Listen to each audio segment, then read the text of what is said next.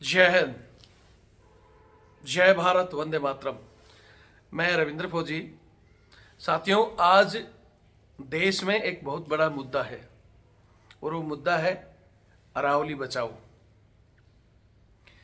गुजरात, राजस्थान, हरियाणा और दिल्ली, इन 4 राज्यों में फैला ये पहाड़ी क्षेत्र, वन क्षेत्र जो कि अरावली का आता है, इसको सरकार अपनी निजी कंपनियों को फायदा पहुंचाने के लिए इनको बेच रही है। इसका बचाने का फर्ज किसका है? आने वाले समय में इसको किस किस को नुकसान होगा? इससे हमारे देश के युवा तो बिल्कुल ही जीरो हैं, क्योंकि वो तो आज के युग में सोशल मीडिया का सिर्फ इंटरटेनमेंट के लिए इस्तेमाल करते हैं। उन्हें कोई मतलब नहीं है कि आगे आने वाली पीढ़ियों में आपको ये शुद्ध हवा मिलेगी या नहीं मिलेगी। दिल्ली का जो प्रदूषण गिरता जा रहा है, अरावली कटने के बाद और कितना प्रदूषण बढ़ेगा। हरियाणा, राजस्थान, गुजरात के कितने ही वन्य जीव तो पशु पक्षी इनको कटने के बाद ही परलोक से धार जाएंगे, लेकिन आगे आने वाले समय में शुद्ध हवा नहीं मिलने से आपकी पीढ़ियां भी धीरे धीरे समाप्त हो जाएंगी। लेकिन फिर भी हमारे देश का युवा चुप है। आम जनता में कुछ एक लोग हैं जो सोशल मीडिया पर भी, ग्राउंड में भी प्रदर्शन कर रहे हैं, लेकिन सरकार की आंख नहीं खुल रही है। अगर सबसे बड़ा वास्तव में इसकी किसी को लड़ाई लड़नी थी तो हमारे सांसद, जिनको हम चुनकर संसद में भेजते हैं कि वो हमारे राज्य की आवाज़ उठाएं, लेकिन आप सांसद नहीं चुनते, आप चुनते हो पार्टियों के गुलाम। और वो जिन जिन पार्टियों में हैं, चाहे वो बीजेपी का हो, कांग्रेस का हो, 1 या 2 सांसद को छोड़कर कोई आवाज़ नहीं उठा रहा है कि साहब हमारे क्षेत्र की ये पहाड़ियाँ, ये वन्य क्षेत्र खत्म मत करो। क्यों? क्योंकि वो पार्टी के नाम से जीते हुए गुलाम है, आपकी आवाज़ नहीं उठाएंगे। दूसरी तरफ मैं बता ही चुका हूँ, हमारे युवा भ्रमित हैं सोशल मीडिया के उस माया जाल में, जिसमें वो सिर्फ अपना समय पास कर रहे हैं, टाइम पास कर रहे हैं, लेकिन असली मुद्दों पर कभी नहीं बोलते। हमारा देश पहले भी इसी वजह से गुलाम हुआ था। अंग्रेज आए, कुछ एक लोग क्रांतिकारी उनसे लड़ते रहे और बाकी जनता सिर्फ तालियां बजाती रही कि देखो वो राजा हार गया, वो हार गया, अंग्रेजों ने यहाँ कब्जा कर दिया। आज भी वही हो रहा है।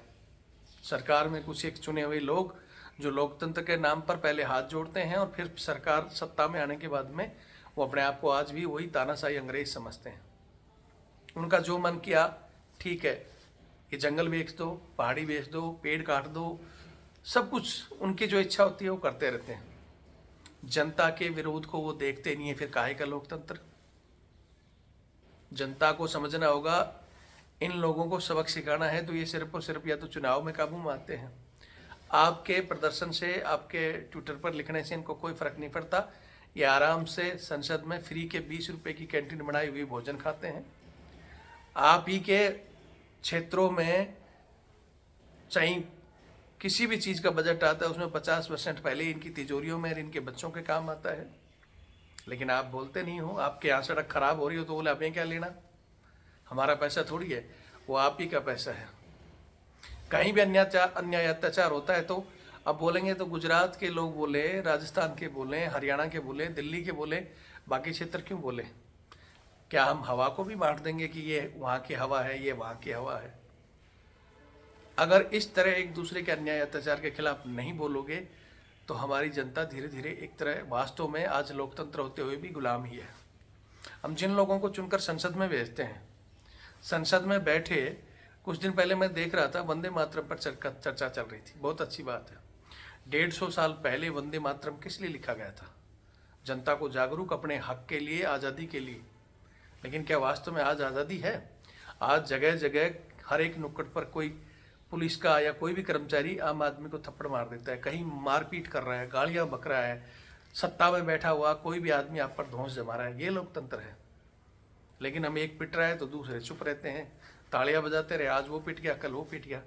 क्यों नहीं इस पर चर्चा करते संसद में मोदी जी? किसी भी देश में आपको ये चीज़ें नहीं दिखाई देंगी कि किसी भी देश की पुलिस किसी आम नागरिक को थप्पड़ मार रही हो, गालियां मार रही हो, जुर्माने कब जेब भर रही हो। मैंने मोदी जी को पहले भी कहा था, इस चीज़ पर क्यों चर्चा नहीं? बाकी विदेशों में इस तरह का कैमरा हर एक कर्मचारी के ऊपर होता है, क्यों नहीं रखते क्योंकि वही छोटे छोटे कर्मचारी इनकी जेब भरते हैं। पकड़े जाते हैं वही 2-4 सस्पेंड होते हैं, बाकी मौज करते हैं। अभी राजस्थान में एक MP MLA का 3 का नाम आया, उनके ऊपर जांच बैठ गई, लेकिन रिकॉर्डिंग में साफ साफ वो बता रहा था कि 50-60 है। क्यों नहीं सभी MP MLA की जांच होती? क्यों नहीं अन्ना हजारे जी ने कहा था कि जन लोकपाल लेके आओ, जिस पर सभी की सरकारी नौकर और मंत्री संतरी जितने भी हैं सबकी संपत्ति की जांच हो। 99% ये लोग जेल में होंगे, लेकिन नहीं, आम आदमी के पीछे पड़े होंगे। कोई आवाज़ उठाएगा उसको पीछे पड़ेंगे, लेकिन बाकी जनता क्या है, आवाज़ उठाता है हम आपके साथ हैं, हम आपके साथ हैं, बाद में उस पर कोई कार्रवाई होती है तो वो देशद्रोह, हमारे जैसे लोग बोलते हैं तो उनको देशद्रोह। हमने क्या बोला था? हमने आज अपने ही देश में हमारे ही जवानों से आज भी अधिकारी अपने आप को अंग्रेज समझकर कोई जूते पॉलिश करवा रहा है, कोई अपने किचन गार्डन में काम करवा रहा है, कोई रसोई साफ करवा रहा है, कोई अपने बच्चे को घुमा रहा है, कोई उनके बच्चों के कपड़े धो रहा है। क्यों? जब भारत गुलाम था, अंग्रेज अफसर होते थे और जवान भारतीय, तब वो भारतीय जवानों से काम करवाते थे। आज अफसर भी हमारे हैं, जवान भी हमारे हैं।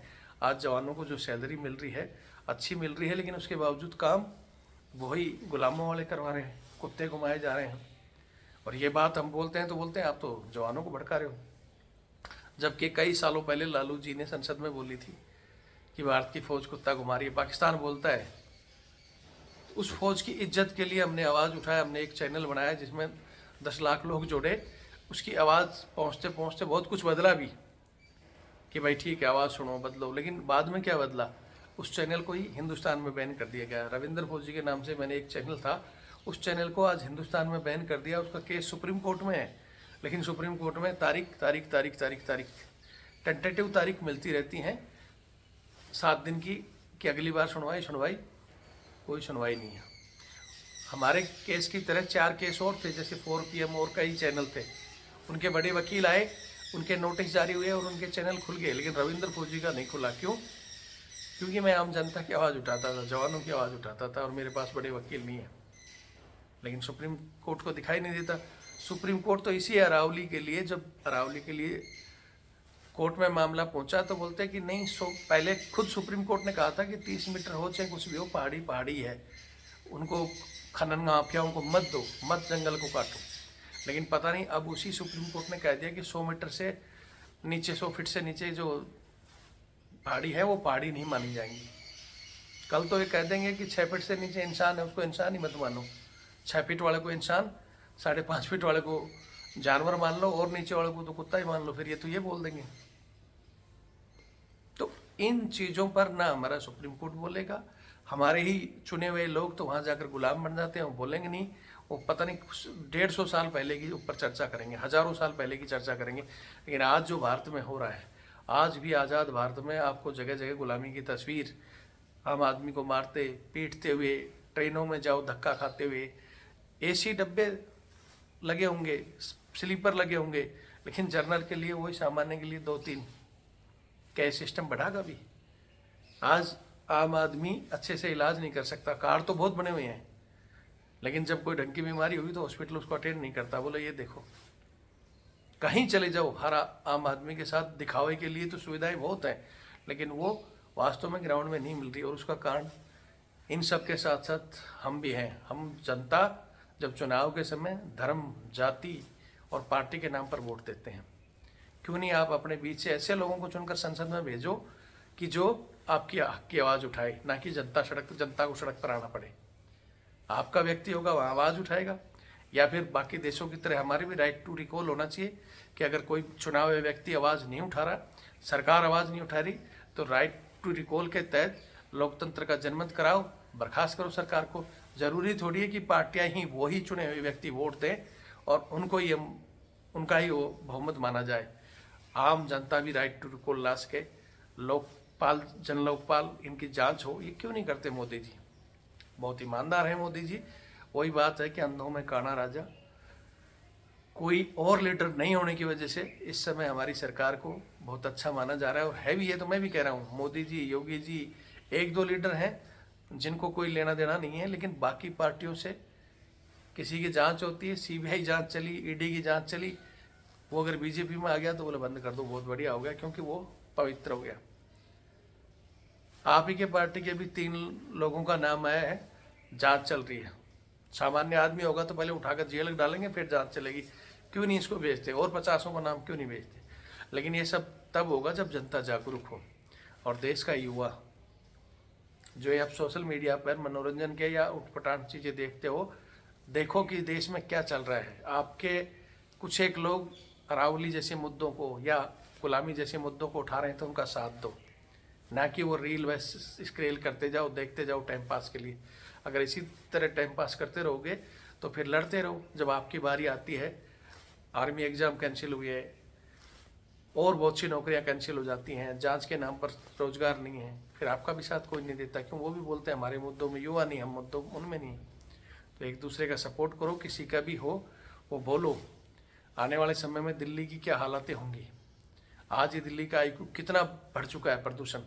अगर ये अरावली क्षेत्र खत्म हो गया ना तो दिल्ली में रहना मुश्किल हो जाएगा। लेकिन ये तो दिल्ली से उठाकर संसद कहीं बाहर बना लेंगे, एक बजट पास करेंगे, लेकिन दिल्ली की आम जनता कहाँ जाएगी? मारा जाएगा आम जनता। इसलिए चाहिए दिल्ली नहीं, कन्याकुमारी से लेकर कश्मीर तक का मुद्दा है। हवा सबके लिए एक समान आती है, तो इसके लिए आवाज़ उठाओ और पेड़ों को बचाने के लिए किसी भी अन्याय अत्याचार के खिलाफ एकजुट रहो। बाकी आप लोगों की मर्जी है, हमने अपना काम किया है। ग्राउंड में भी अगर लड़ना मरना होगा तो सबसे आगे हम खड़े होंगे। आपकी तरह ना पीछे हटेंगे ना पीछे भागेंगे। ठीक है, जीना और मरना ऊपर वाले के हाथ में है, लिखा है तो जाना ही है। लेकिन जमीर मारकर और चुप रहकर कायरों की तरह मरने वाले नहीं हैं। जय हिंद, जय भारत, वंदे मातरम। सही लगता है तो चैनल से जुड़े, वीडियो शेयर करें, और नहीं तो इंतज़ार करो आगे आने वाली वीडियो में क्या होगा।